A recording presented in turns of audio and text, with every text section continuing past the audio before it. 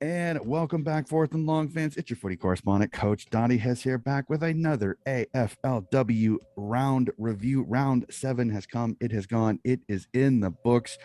So let's get to it. Let's jump right into it. My co-host, a very good friend of the show, Miss Alyssa Zajan. Alyssa, how are you doing?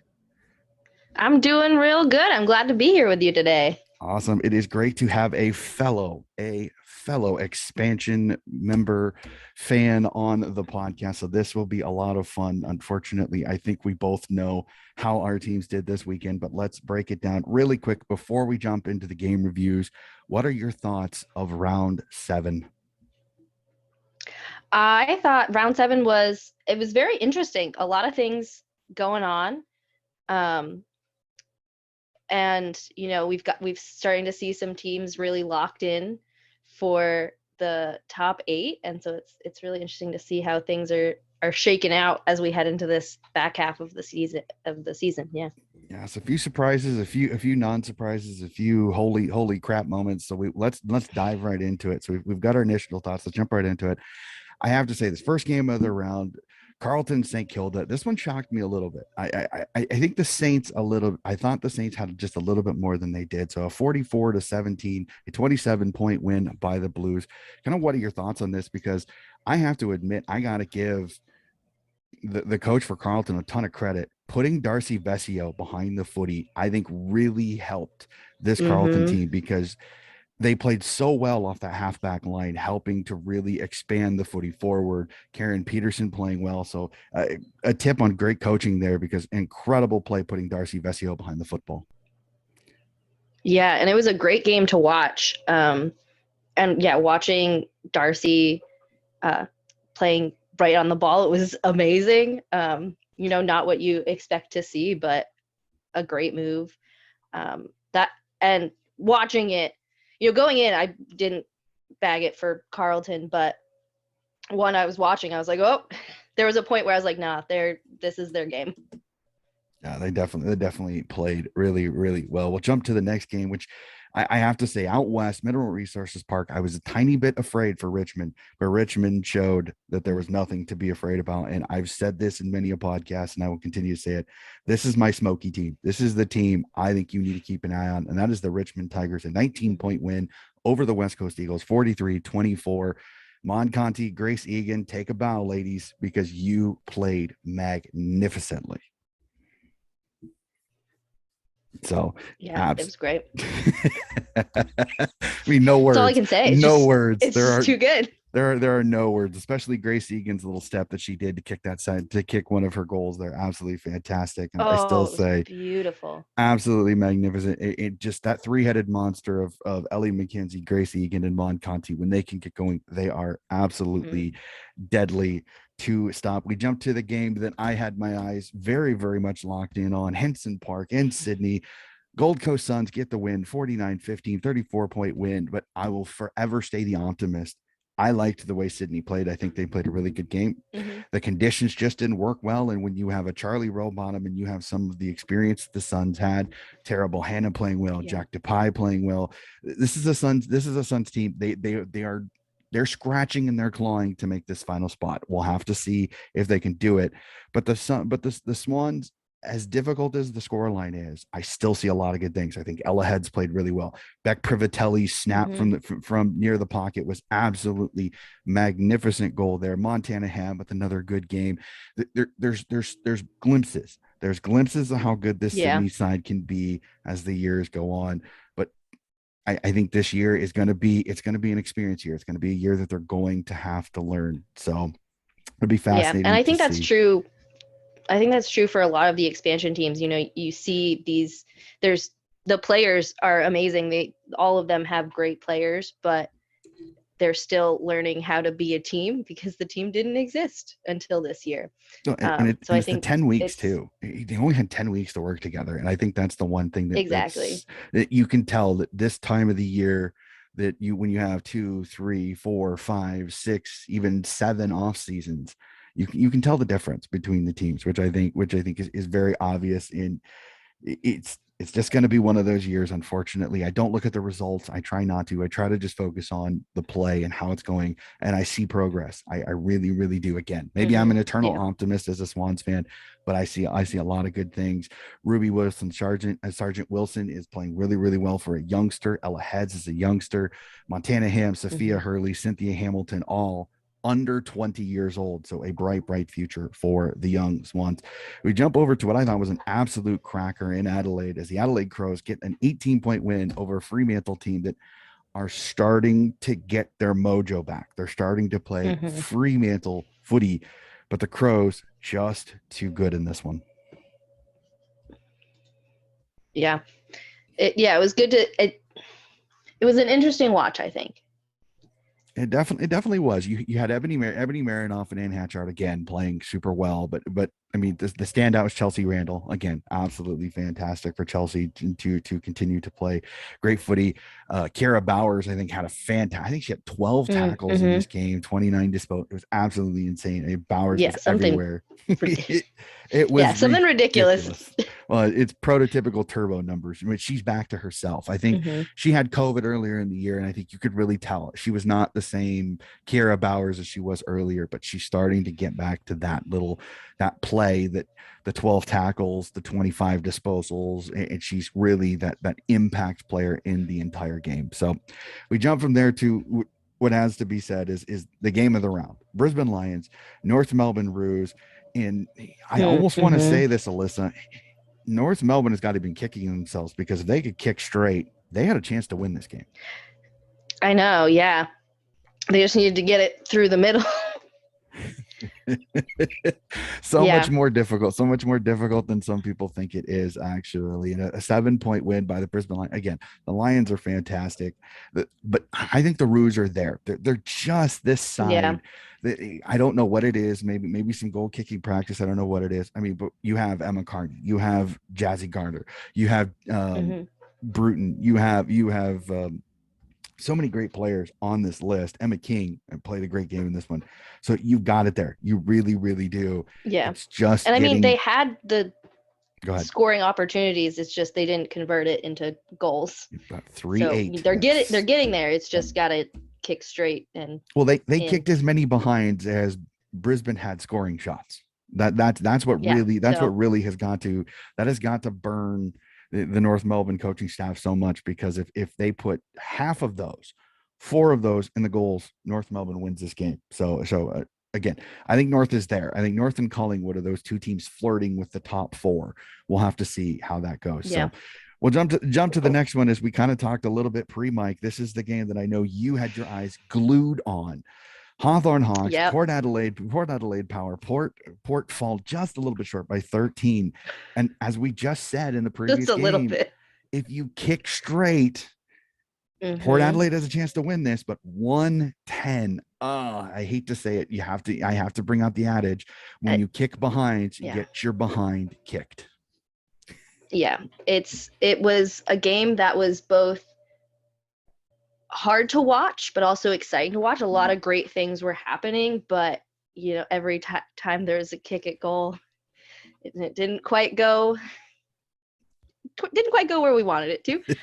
Was very hard, but watching the rest of the play on the field was really good. Olivia Levecki in ruck was amazing. She played really well. And really well. Like we were saying earlier, with these expansion teams, there's a lot of great things happening. A lot of players are doing really great. It's just getting it cohesive into a playing style and a playing group all together. Yeah, I agree. And the one thing that's got to burn a little bit for Erin Phillips is she had 3 kicks on goal and all 3 are behinds. She had to have been raging after that game, because she's one of those that you would think, footy in her hand close to goal, you'd think it's an almost guaranteed goal. So for her to go all 3, that had to burn. She's not scored a goal as a power player yet. Power player, yeah. Which is really unfortunate. and she's not, it's not like she's playing badly. It's just, I think she's being sucked No. up. Well, and I think it's a little bit of, as we kind of discussed with Sydney a little bit with some of these expansion teams, is that they kind of have that second half fade. They're good in the first half because they're super competitive, Yeah. but you can tell that the conditioning and as a group, it's just not there. So the second half, they kind of fade. So she's having to come further up the ground to help the defenders. And I mean, and you've still got like 19-year-old Abby Ballard in the back, has played really, really well for a 19-year-old playing fullback. She has played Yeah. fantastic for them. And Hannah Ewings and Abby Dorwick in the middle have been playing really well when they've got significantly good matchups. But you had Jazz Fleming, you had some Caitlin Ashmore for this Hawthorne team, some experience, and then Jess Duffin in the back as well. So this was a really balanced game, I think, play wise. It was just the scoring really hurts you, and that stinks. But again, Yeah. there's a lot of positives. There's a lot of things that I really, really liked what Port did. So there's absolutely no problem there. And the best part is that when you played at Alberton, you've gotten some good crowds. So I think there's plenty of positives to be there for Port. So we go from one expansion team to another, to what I thought was a cracking game. And I thought this was a tester for me. Geelong versus Essendon at Warrnambool, a fantastic game. Geelong get the win by 15. Essendon shows really, really well, but this Cats team, they're there. They are in this. They're in this with a chance in the finals.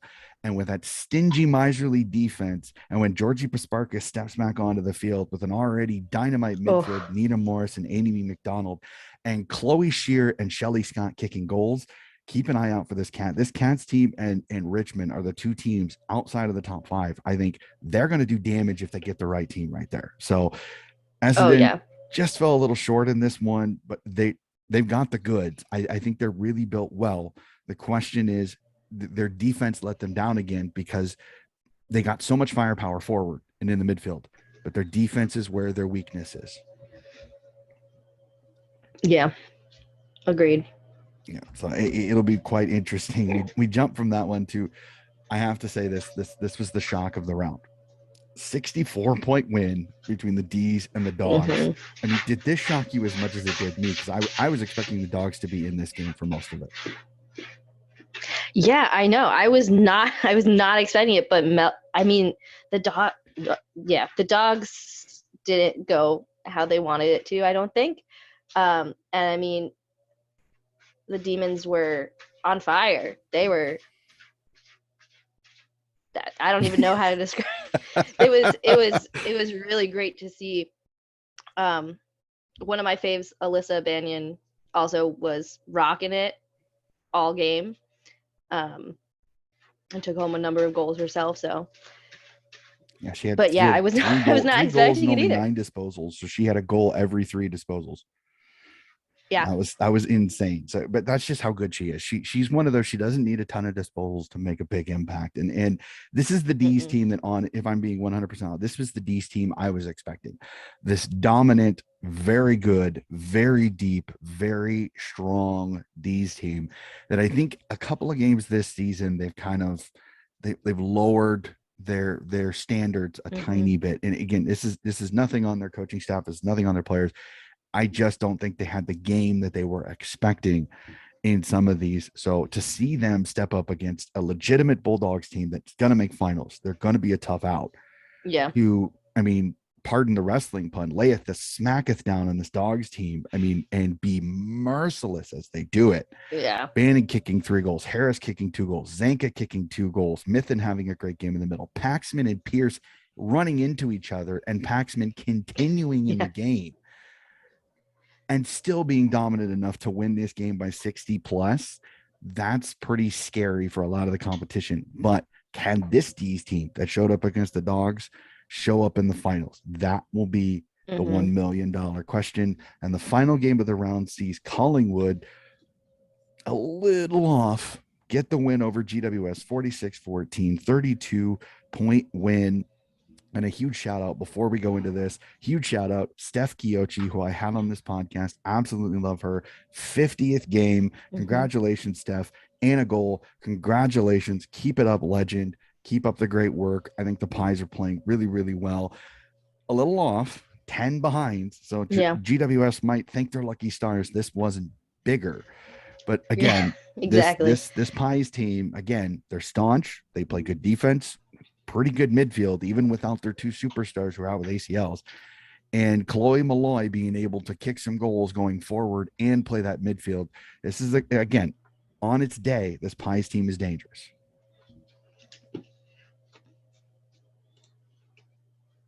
All righty. So that will do it for our game reviews. We jump to it. My normal section here is burning questions. So, ladies and gentlemen, I'll be honest with you. I have a Port supporter. I gotta ask some burning questions, a couple of burning questions for a brand new Port supporter, plus a couple of normal questions that I ask on the podcast. So we'll go right into it. Unless I'm gonna test you right now. You've seen this AFLW roster. You've went through it through a fine-tooth comb. Who's your current favorite player on Port? Yep. Like I said earlier, I've really been liking watching some of the younger players and starting to see things come up. Olivia Levecki in the ruck has been wonderful. And seeing her kind of grow into that, and that's my current favorite. I don't know, a different day it might be a different answer. That is great. That is not a problem. Like I said, I have to say Abby Ballard has really caught my attention playing that fullback role at 19 years old. Yeah. I think she's playing absolutely fantastic. So if you take out, like I said, the Hannah Ewings, Abby Dorwicks, those are the ones everybody kind of talks about because they're the midfielders that get a lot of disposals. I loved Abby Ballard's game. I think she's played really, really well. Olivia Levecki has played well. So yeah, I really saw again a young team. Yasmin Dersma when she has played, I think has played pretty well. She stepped in, so it'll be fun. Again, this is a lot like Sydney. It's a team that's going to grow. We're going to see how it goes, and having Aaron Phillips as your captain, I think, is nothing but a good thing for the Port Power. So we kind of talked about it a little bit just previously in the Port game, but what do you think has been kind of the biggest problem, shall you say, with this team with Port this season? Yeah, I think, as we were saying earlier, I think it's the cohesiveness. A lot of really great players have been coming up and getting experience, and they're showing great skills and everything, but we haven't seen that come together in a cohesive manner as a team, I think. And so it's starting to get those skills and getting people into the right places and working on this together, because they've only had how many weeks together as a team? 10, I think it was total 10 weeks, I believe was the total training camp for most of them. And then as we saw this week, just goal kicking. I think they've probably been going to be practicing that this week after the past game. But I think it's just a matter of getting to be able to spend more time together. And, with Aaron Phillips and Lauren Arnell leading through, I think it will get there. It's about working together and getting time to play together. Alrighty, so let's go to a fun one. I love this, is that I heard this all the time in the men's season, and I have a lot of fun with it because the women's is a little bit different, but it has a lot of similar characteristics. And the first crack, about round 8, Joey Montagna kept saying, I think the 8 is set. I think the 8 is set. I think the 8 is set. So I asked this question, and I like asking it because I like hearing people think, do we think the 8 is set? The 8, as we speak, is Brisbane, Adelaide, Melbourne, Collingwood, Geelong, Richmond, North. Gold Coast is the 8. Western Bulldogs 9, Carlton 10, Hawthorn 11. So just looking at that again, well, let's not dive into it. Do you think the 8 is set, or do we think the Western Bulldogs can slip back into the 8? I don't think we're set. I think there might be some moving around. Do we think Gold Coast stays in? Do the Western Bulldogs come out, or does somebody else fall out? What do you think? I think I could definitely easily see the Bulldogs going on in there, and then I think Gold Coast slipping out. Yeah, it'll be interesting. So just as a quick preview, Gold Coast this week has Melbourne. The Western Bulldogs have St. Kilda. Mm, And I think, but the yeah. Western Bulldogs, if I remember correctly, their the rest of their run home is not like a cakewalk either, because I'll pull it up here. Round 9, they get the Western Bulldogs get the West Coast Eagles, and Gold Coast gets Carlton. So you would think both teams should win there. And then Yeah. last round sees the Western Bulldogs play Carlton, and the Gold Coast Suns play the GWS Giants. So I think as long as the Duggies don't drop this game this Yeah. week against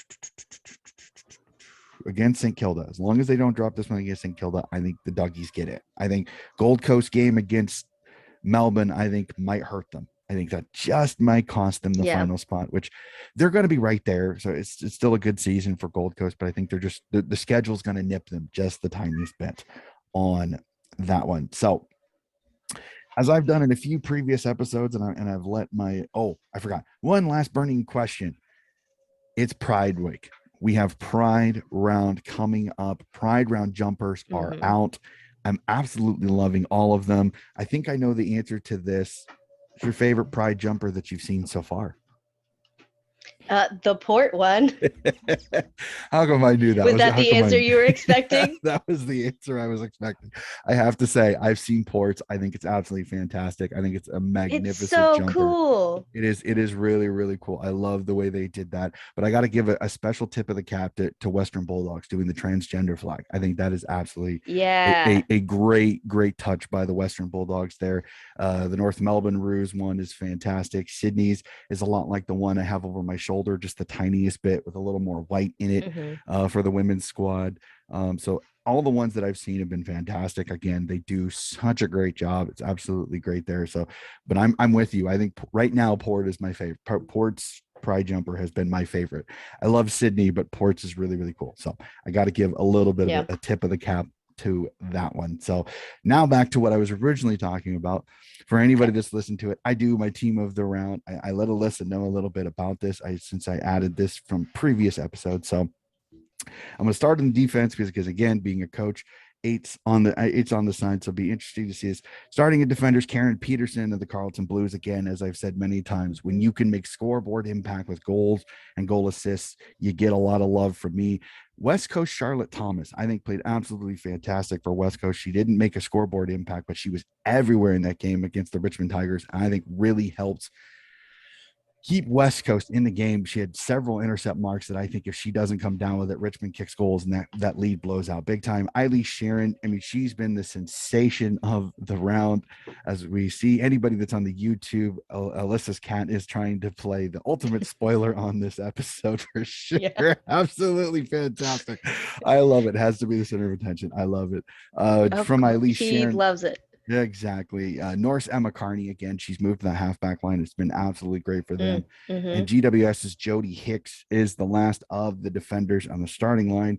Into the midfield, again, one of the most difficult spots to get into because so many great performers. West Coast Emma Swanson, Richmond's Mon Conti and Grace Egan, Adelaide's Chelsea Randall, and Melbourne's Eliza West. Again, an incredible midfield there. Absolutely fantastic. Again, I couldn't get Maddie Prosparkas in, and she had 37 disposals because, again, I go scoreboard impact. Unfortunately, Maddie had 37, but she had no scoreboard impact in the game, where all of these lovely young ladies, all of them kicked at least one goal in this, so hard to keep them out.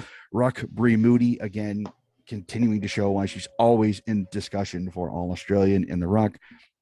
Going forward, Essendon's Bonnie Toogood, Geelong's Chloe Shear, Melbourne's Alyssa Bandon and Taylor Harris, and last, Chloe Malloy of the Collingwood Magpies are the 5 forwards. Again, all of them kicking at least 2 goals in their game, so have to give them some love. We jump to the bench, and on the bench, I do defender, ruck, midfielder, forward, and a utility that can be any of the positions. My defender, Sarah Hartwig, when you can go forward as a defender, kick a goal, you always get a tip from me. Adelaide's Caitlin Gould, you kick 2 goals as a ruck, you instantly get a tick from Coach S. Melbourne's Hawthorn's Tilly Lucasrod. Unfortunately, that might be an evil name for our co-host here, because unfortunately Miss Lucasrod was the one that put the final goal to really cement the game there. And then I can say the same thing for the next two. Jack DePie of the Gold Coast and Gold Coast Claudia Whitford are the final two forward and utility that round out my team of the round. From the team of the round, I go to power rankings.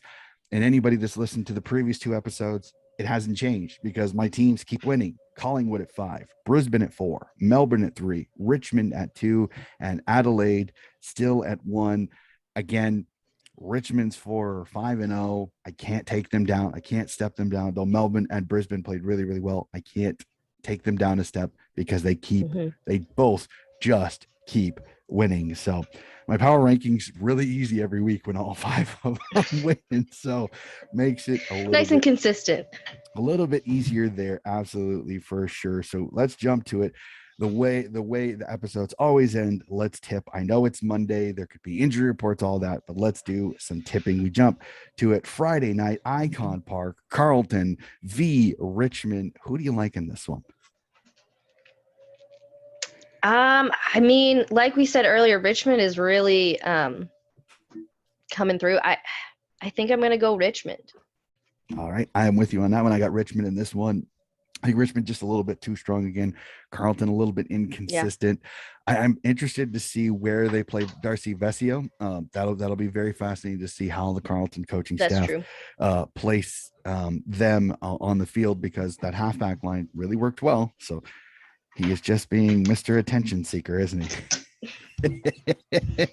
He almost knocked down a picture frame, so I had to move him.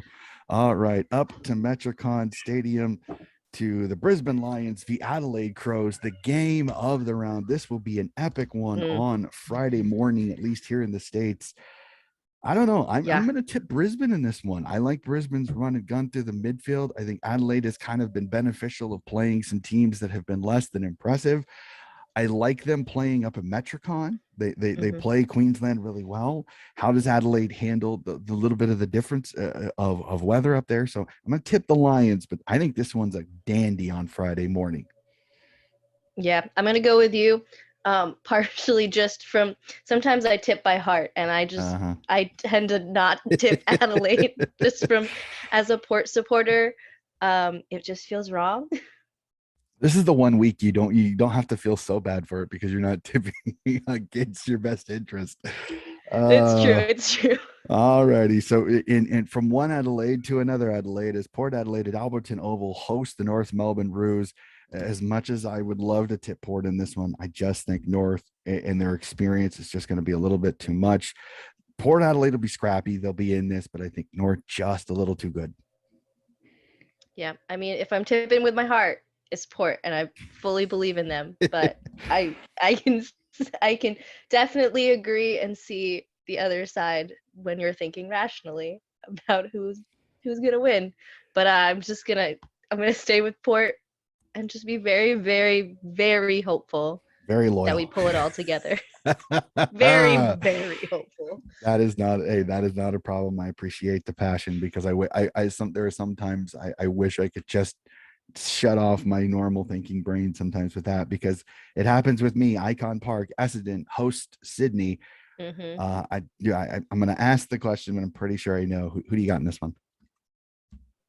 I'm gonna go Essendon on this one. All right, they've been playing pretty well, and I'm sorry. It's fine. You will not offend me at all. Essendon just a little bit too good in this one. Just Georgia G. Bonnie too good. Maddie Prasparkas. The matchups are going to be interesting to see. Does Brianna Tarrant get Bonnie too good? How did the midfield? I mean, I can't wait to see Montana Ham, Maddie Prasparkas. I think that'll be an interesting matchup to see how that one goes in the midfield. I'm hoping Ali Morfitt can get up on top of Lucy, on top of the Wales sister that plays for Essendon. And maybe that might give Sydney a chance. I think Essendon's going to win this one, but I keep an eye on Sydney. I think there's a sneaky chance to stay close in this one. I think Essendon's reeling a little bit after a few weeks, and Sydney's starting to play a little bit better footy. They're starting to kind of get their regular squad that I think they want there, because they've had some injuries. Maddie Collier had an ankle injury earlier in the year. Montana Ham was out for several weeks. So I'm starting to think we're starting to kind of see a little bit more of what we thought we would get at the start of the year, barring injuries. So I think to win this one, but I think Sydney is sneaky in this one. So sneaky in this one. Okay. Down also at Icon Park, Geelong v West Coast. West Coast is a good team, but Geelong is just they're a team of destiny right now. They just keep winning. I mean, when you win without Georgie Prasparkas, you've automatically improved it. Now you get Georgie Prasparkas into this dangerous midfield. I love Emma Swanson, Aisling McCarthy. This is a great West Coast. This is a good West Coast team that got some talent. They just don't have the horses to stay with it, especially if Chloe Shear and Shelley Scott are kicking goals. It's going to be difficult. I got Geelong in this one, and this could be Geelong big. Yeah. I mean, Geelong's going and trying to get into that top 4, so we'll see. But I really Geelong. All righty, back up to Metricon Stadium as Gold Coast take on the Melbourne Demons. I don't think I'm jumping too far. You have the Demons in this one? Oh yeah, yep. These and D's big. Unfortunately, I think this is really where this is the unfortunate death nail to Gold Coast's chances of making the finals, in my opinion, unless we get a few hairy results later on. Down to Mars Stadium in Ballarat as the Western Bulldogs take on the St. Kilda Saints. I think the Doggies bounce back. I think this is a perfect opponent for them to bounce back on. Doggies, and I think the Doggies play really well. Doggies win this one over the Saints. Yep, I agree. I think the Dogs can do it and start to get back into the playing. All righty. An intriguing one here. I'm fascinated to see what you think of this. Back up to Sydney, Henson Park, GWS Hawthorn. So is the sting so deep that you will tip the Sydney Siders, or do you think Hawthorn gets 4 in a row? I don't know. I mean, I want to say Hawthorn, but how long can they keep this going? The way, and here's how I look at it like this: GWS is struggling with no Tate Mackerel, with some of the injuries that they have. Pepper Randall has been a massive loss for them. And Cambridge McCormick has done her yeoman's work as much as she can for being a far undersized rock with Fleur Davis going down early in the season. So I'm gonna be crazy. Beck Goddard's got some magic. She's twirling that magic wand, and she's got this Hawthorn team humming. I think they go to Henson Park and they think they get a win. I'm tipping Hawthorn in this one because I like what they're doing. Eileen Gilroy is everywhere. Sophie Locke, so many of the young players are playing well. Jasmine Fleming has been fantastic. Jess Duffin has seen a increase in her impact. Caitlin Ashmore again is consistent on the wing. So I like what Hawthorn is doing. I think GWS is in the doldrums. Hawthorn is on a high. Unless GWS can jump them quickly and kind of put some fear into the back of Hawthorn, I think Hawthorn's just got a little too much. I'm going to tip the Hawks in this one. I think this is a pretty good one up in Henson Park, though. Yeah, it'll be a good one to watch. All right. And the other great game of the round, I cannot wait to watch this one, even if I have to watch it in tape delay, and that is Fremantle at the Fremantle Oval hosting Collingwood. Fremantle playing well. Collingwood winning games, but not as impressively as I thought. How do you see this one turning out? Yeah, given what we've been seeing from these teams, I can kind of go either way. I don't know. I'm not strongly drawn either. I think I'd go Collingwood. I hope if they start getting it back together, they've been winning, but not by much. But if they keep it up and get it back together a little bit and start to see the Collingwood we saw before, I think they've got it. Yeah, I think Collingwood's playing really, really well. Fremantle again, there's still some cogs missing. The Antonios, I think both being out still really hurts, especially Ebony Antonio. I think is a massive loss for this Dockers team. I like the Pies in this one, but I think this one's a cracker. I think this one comes down to the fourth quarter. I think the Pies have played in some close games. I think it's really going to help them out. So I got the Pies in this one, but it is a close one. I think Fremantle, they've got the horses to be able to stay with Collingwood. I just don't think they have enough firepower to beat them score-wise. I think Collingwood's got more scorers. Fremantle is still trying to figure out, after Anya Tighe and Emily Driscoll, where's the goals coming from? And Livingston will take Anya Tighe, and then you'll probably get Butler. On O'Driscoll. So those are both matchups that I think they kind of suit Collingwood a little bit more than Fremantle. So I think Collingwood win this one, but it's a close one. So looking at that is all 9 games. Again, well, I have to be weird. I love saying 9 games because knowing that all the teams Mhm. are playing is fantastic for the It's AFLW. Again, great. I'm a nuffy when it comes to it. Absolutely love it. So that is all 9 games for next round. Again, Alyssa, thank you again for joining me again. It is so great to be able to talk with you again. Another American that loves footy. You keep track of the Yeah. AFLW. Sometimes I think I'm a little bit of a white herring. Most of the Americans that I chat with, they don't have as much time for it as myself. So this is why I do this Yeah. AFLW podcast, because I think the girls need it. They really, really need Oh yeah. You got the to show great them the exposure. support. Exactly. And it's a great product. I love the way the girls Yeah. attack the footy. I think sometimes, and some people may be saying I'm besmirching the men's game, but sometimes I think the women go harder at the footy than the men do. And that's 100% honest. From a guy that watches both very, very closely, I Yeah. really do believe the women sometimes go harder at the footy, which is absolutely great. So Alyssa, again, thank you so much for joining me. Again, ladies and gentlemen, this Of has been course. another episode of Donnie's Disposals, round 8. The Pride round will be out again next week. And keep an eye out, ladies and gentlemen. US AFL Nationals is this weekend. I am all set, Mhm. ready. I've got everything set for my trip to California. So you may see some mini interviews. I'm going to try to catch up with some friends out there. I know Rick Shaibani from the LA Dragons, Drea Casillas from the New York Magpies, Peter Holden from Wharf Radio. I'm going to try to get some short mini chats maybe with them just to kind of give you some tips on how things are going at AFLW. Keep an eye on my team, the Des Moines Roosters. I will the Roosters Twitter page, Instagram, and all that to see how we were doing.